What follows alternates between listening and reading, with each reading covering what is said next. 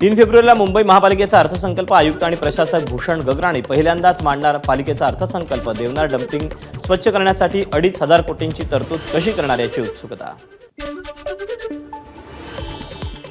2024-25च्या अंदाजपत्रकासाठी नागरिकांना सूचना पाठवण्याचं लातूर महापालिकेचं आवाहन.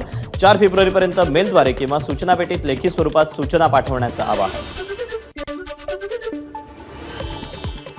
देवनार कचराभूमीची जमीन धारावी प्रकल्पाला देण्यावरून नवा पेच. कचरा हटवण्यासाठी पालिकेला तब्बल 2,500 कोटींचा खर्च आणि 6 ते 7 वर्षांचा कालावधी लागणार असल्यानं अडचण.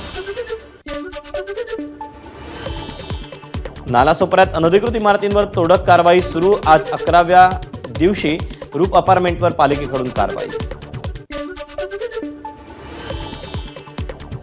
पिंपरी चिंचवडमधील चिखली कुदळवाडी परिसरात अनधिकृत बांधकामांवर कारवाई. कारवाई विरोधात नागरिक आक्रमक. पिंपरीतील कारवाईनंतर 1 ते 1,500 नागरिकांना यांच्याकडून रास्ता रोको. अतिक्रमण कारवाईला तात्पुरती स्थगिती. जळगाव महापालिकेच्या अतिक्रमण विभागानं वृद्ध दाम्पत्याला घराबाहेर काढून घरावर चालवला हातोडा. शेजाऱ्यांच्या सांगण्यावरून पालिकेची कारवाई. नागरिकांकडून संताप व्यक्त. नाशिकमध्ये फायर ऑडिट नसणाऱ्या इमारती होणार सील. 28 फेब्रुवारीपर्यंत रिपोर्ट सादर करा. अग्निशमन विभागानं पाठवली नोटीस. नाशिकमध्ये 2027 साली होणाऱ्या कुंभमेळ्याच्या पार्श्वभूमीवर नियोजन बैठकांना सुरुवात. प्रयागराजमधील दुर्घटनेच्या पार्श्वभूमीवर नाशिक प्रशासन अलर्ट मोडवर. अर्थसंकल्पीय अधिवेशनापूर्वी पार पडली सर्वपक्षीय बैठक. 31 जानेवारीला संयुक्त अधिवेशनात राष्ट्रपतींचं अभिभाषण.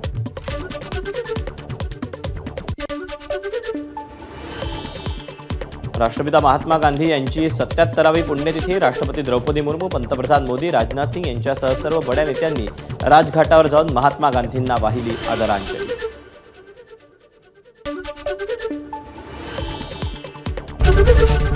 एबीपी माझा, उघडा डोळे बघा नीट.